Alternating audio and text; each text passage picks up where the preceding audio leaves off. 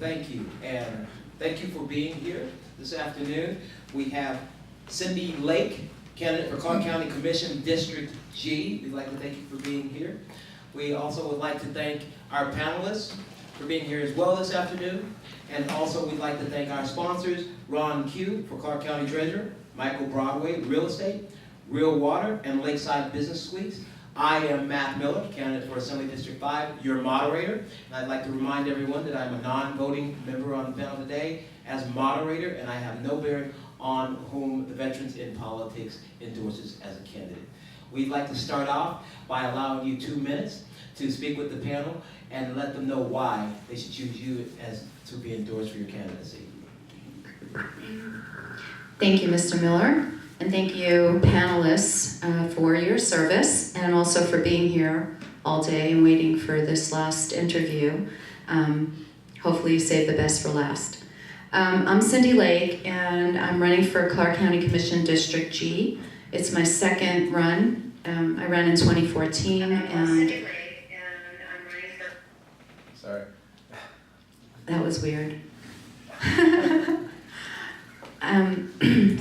I ran for the same spot in 2014, and the reason being, I stood with some of you over the past decade against tax increases and against infringements on our constitutional rights, our inherent rights. I stood with some of you against infringements on our privacy rights, our gun rights, and the county commission controls so much of that, and it also has a $7 billion budget that has no brakes being put on it. It's been controlled by the same party for the past decade. There hasn't been a conservative on the Clark County Board of Commissioners for 10 years, not one elected in 14 years, and whenever an entity that the commission oversees comes to the commission for more money, for more tax dollars, the answer is always yes. And I want to be the no on behalf of the citizens of Clark County. So that's why I'm running. Cindy Lake, I'm a mother of 4, grandmother of 2, wife of Jay for the past 32 years.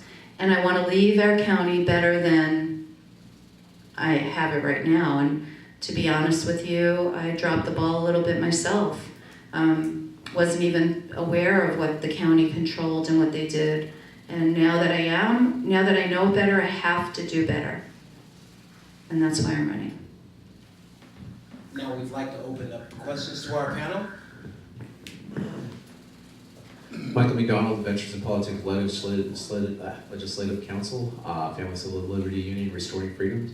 I'd like to ask a question about if elected to the county commission, what you would do for the homeless population that's going on. A lot of them have mental illnesses, and they don't have been destroyed by our family structure that's under attack through the family court. So I asked if elected, what you would do as there was a $5.1 million project on Fort Master where they're going to be doing tiny homes and services for the homeless there. And a lot of them are also veterans that have PTSD or issues, or they come back from war and they can't see their own children, and it's soul ripping to them. So I'd like to see what you do for that, and then I also have a couple other questions. Thank you for that question. I actually been studying on this subject for quite a while because the best minds can't even come up with a solution to the homeless problem because there are so many reasons why we have a homeless problem. As you know, you mentioned a few of them: mental illness, the family courts. It's so easy to be a criminal now. When somebody's a criminal and they do their time and they get out of jail or prison, with their records, they can't get employment. So they can't get employment, the cycle proliferates, and it's very easy for somebody who can't even get a job to not have a home. And with the degradation of the family unit, a homeless person can't even turn to their own family for services. They turn to the government, as is the case with most people in trouble nowadays. The family unit is so degraded. most people can't turn to their own family members, they turn to the government for help. I think the DOD has failed our veterans. The veteran population is the highest number of homeless, and that is truly unbelievable to me. So what can the county do? With a $7 billion budget, I think we can find some money. First of all, we have to get them off the streets, first and foremost. A few other states have good programs where they're employing the homeless. They're actually giving them jobs. I also mentioned the unions reaching out and doing some training programs for those who can be trained. Training homeless veterans, training homeless who can, and some may even do have skills. I know somebody personally who was in prison for many years, acquired a skill, and he's 2 years out of prison. He's a homeowner, he's an electrician, he's doing very well. So I think the unions, we can reach out to the unions from the county level and ask them to partner. We can also give tax incentives to small businesses. I'd like to see us give some tax breaks to small businesses to train and employ the homeless. But we have to get them off the streets, and that small home community is a first step for that. And then also there's volunteers. We have the best volunteers, I think, in the country here in Nevada, and just tapping into that resource too to help the homeless. We're gonna kick you out of here. So my question has to do, or topic has to do with the construction that goes on in this town and how the county is involved with it and how, so there's been a ad go out, and instead of addressing the issue and getting the problem solved as far as the construction and the infrastructure of the roads, redoing the roads and everything, having them all tore up at the same time, they put out an ad, love the cones. My pet peeve. From a taxpayer's standpoint, that was pretty irritating. So how would you get the city like Henderson, North Las Vegas, everybody communicating? So one, because the example I've used before, from Nellis to Eastern, Charleston, Sahara, and Flamingo, all at one time were just flat out tore up, all at the same time. Now it's happening to other roads going north-south, some more going east-west. Can you address that? Is that even possible in politics anymore? The RTC, well, you know what it comes down to first and foremost is lack of oversight. The county commission oversees the RTC, or is supposed to. And we do have a watchdog agency looking over what the RTC is doing and trying to get answers because the county commission won't do that. So the main problem is oversight. And then the other problems are money as well, because of the hand-holding between the RTC and Las Vegas Paving and the relationships there. And the fact of the matter is, the GM of the RTC makes almost $500,000 a year in tax dollars. Yes. So there's a lot of money to be had in the paving business, in the road construction business. I've lived here 30 years, and there haven't been any roads not under construction since I've lived here. So the first thing we have to do is, again, put the brakes on and say, let's see what's going on, where's the money going, and oversee the RTC. The commissioners have the power to do that, and they don't do it. They don't do it. They give the money, our tax dollars away, and then they forget about it.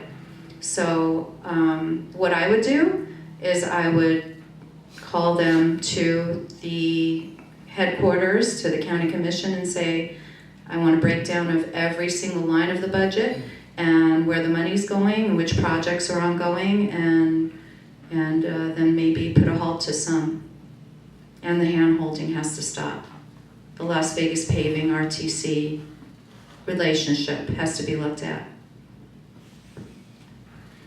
Cindy, what do you see as the county commission's oversight role for CCSD? I know that there's funding that's there, but how much oversight of CCSD do you think, as a county commissioner, you either have or should have, as you know, to deal with their bloated administration, their crazy disciplinary rules, and all the other poor performance? Well, believe it or not, even with the county's $7 billion budget, one of the highest in the country, there is no link between CCSD and the Clark County Commission. There's absolutely no responsibility from the commission to CCSD. So they have nothing to do with it. I wish they did, but they didn't. But I do think that CCSD needs to be broken into smaller pieces and have less of a bureaucracy. It's way too top heavy, but that's not my purview. Robert Foust, U.S. Army, member VIPI. Cindy, what do you think is the biggest problem in your district, and what do you plan to do about it? At one time, it would have been something different, I think, than it is today, but it's actually, I think, the homeless population becoming one of the biggest problems. At least that's what I'm hearing from my constituents, and that's what I'm seeing driving around my district. They're everywhere. The homeless are on every corner. And you wouldn't think that's the case, that would be the case in parts of Henderson or Boulder City in the district where I live. But it is the homeless population. We've talked about that before. The main thing we need to do is to get them off the street. We need to identify what's even causing the problem, which, as I said, is a multi-pronged approach. There are many and varied reasons why we have such a huge homeless population. But that would be, I think, in my opinion, the biggest problem in my district, and we need to get them off the streets and get them trained and employed. Robert Foust, U.S. Army, VIP member. So, what do you think about, I lost my train of thoughts, what happened? I'm going to pass it. I have that same element off. What is your one area that Clark County that the county commission does have oversight over is Metro, hiring, staffing levels, and just the general oversight. Where would you like to see that go? What are your issues for or against with LVMPD? Mm-hmm. One of the reasons I sit here today is because of that issue. I've stood at the county commission as a citizen, a concerned citizen, because of the more cops tax being brought to the commission over and over and over again. Metro asking for more police officers and getting more money, and then not hiring more police officers, but also wasting money by way of radio system that they threw away and got a new one. And if, when I'm commissioner, the incumbent right now, who was appointed when the former commissioner stepped down, the lady I ran against last time, stepped down halfway through her term, when I would like to know why he's not asking Metro to tell us exactly what happened on October 1st. I think that's a travesty that we're not getting the truth, that we're not getting the facts, and that should never have happened. With all the money that we keep throwing at Metro, we should be safe. Or when are we ever going to be safe? If not now, then when? I don't think money's the problem. I think that there is lack of oversight. Nobody's standing up to the sheriff and to the administrators and saying enough is enough. Metro refuses to be audited. They refuse to be audited. I can't imagine that an agency that gets tax dollars could stand there and refuse to account for the money that we're throwing at them. So we have to have somebody strong like myself to say, no more. You're not getting another penny until you tell us where the money's going and what you're using it on. And when you say more cops, hire more cops. It's through attrition that they're hiring more police officers. They're not actually hiring more police officers. So again, more oversight, somebody to say no, somebody to say no more, somebody to stand for the citizens and not be afraid to say no and audit every line of their budget and every other agency and project. That's where I'm coming from. So can I ask a quick question related to that?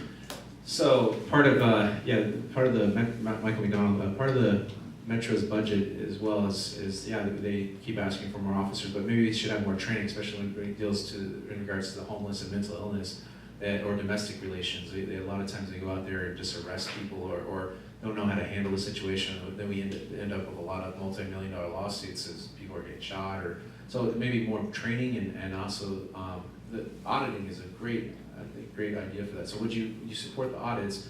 Also, in regards to budgeting and business license, there's a lot of, I worked in business licensing in the city, a lot of red tape in the business licensing role where it affects small to large business owners where they have to go through so many taxes and red tape to get anything done. And in planning, they have to go and continually not get, have projects delayed for a very long time. So if elected, would you go in and support lowering taxes for the small, large business owners, and training for Metro? Absolutely, more training for Metro, and on my platform I say I also support the arming of security guards in all the hotels, as well as the arming of every citizen who can be armed, because we're all safer. An armed society is a polite society, and we're all safer. I'm going off the reservation there, but yes, way more training for Metro, and I think we should all be training with Metro. Citizens should train with Metro, as well as security guards in all the hotels should train alongside of Metro. We're paying for this as taxpayers. Why are we worrying about our safety? We shouldn't worry about our safety. And as far as regulations and less taxes go, I know it doesn't say that here, but it should say, Cindy, less taxes, like lower regulations, less taxes, because that's really what grows business and what creates jobs is less taxes and less regulations. And when we give special favors to some, others suffer, meaning Faraday and Tesla and the Raiders Stadium. We should all get the same benefit. So less taxes, less regulations, yes, more training, and everybody carries. Any other questions, please? I kept forgetting to say my name, so for the record, Leo Bletnitsky, former U.S. Coast Guard, current technology consultant. The unarmed security is a security monitor, not a security guard, Right. like the Right. commercial. So I agree with that wholeheartedly. Okay, good. Cindy, I heard you mention, Robert Foust, U.S. Army VIP member. I heard you mention the Raiders Stadium. What do you think that the county commission can do to protect the citizens of Clark County from taking a bath on this whole deal? Well, that should have happened before the legislators signed on the dotted line. I was completely against that. I stand against it still. And I don't know what we can do as a county to protect the taxpayer, because the taxpayer is on the hook for the next 30 years. If room occupancy rates don't stay at 100%, we're going to be paying the bill. So I don't know, maybe an ordinance of some sort to protect the county taxpayer. I know I'm going to say no to any property tax increases at all, but that's coming down the line. There's a bill that's already gone through the legislature, and this again is not my purview, but anything that I can do to protect the county taxpayer, I will do. That you can count on. What I can do, I don't know. That's just being honest. I don't know if there's anything I can do, because we're a Dillon's Rule state. We take our instruction from the state level, as opposed to a home rule state that would actually make laws from the county level. And that's what I would prefer that we be, a home rule state. But at this point, we're a Dillon's Rule state, and we have to abide by what the state law says. I'm good. I'm good. Do we have any further questions from the panel? That's it. Wow. Well, Ms. Cindy Lake, Mrs. Cindy Lake, I'd like to give you this opportunity to take 2 minutes in closing to once again address why the panel should be voting to endorse you in your candidacy for Commission District G. Thank you, Mr. Miller. Thank you all again for your service and for sitting here all day. I will be your voice, a voice that you currently do not have at the county commission level. I will be the no vote, no to new taxes, no to expanding an ever-increasing leviathan of a local government. I will not make stupid ordinances like making it illegal to feed pigeons. I think you're grown adults and you know it's probably not a good idea to feed the pigeons. I don't think there need to be that many laws. I would make sure that, as I said, that Metro is better trained, but also that security guards are armed and that every citizen that can be, will be, and should be encouraged to be armed. And because we cannot carry a police officer in our pockets. They can't be everywhere. So I will be the voice of reason. I will be the fiscal conservative that we don't have and haven't had in 10 years. And you can count on me to protect your rights. Every one of your rights, from 1st till 10th, the rights that you were born with. You won't have to worry about those rights being infringed upon, ever. And I will never sign a 25-year contract with any entity. I'll make sure that every line of that budget is audited, because those are your dollars and my children's dollars. So I appreciate your support. CindyLake.net is my website. Thank you very much, Cindy Lake, candidate for Clark County Commission District G, for being here.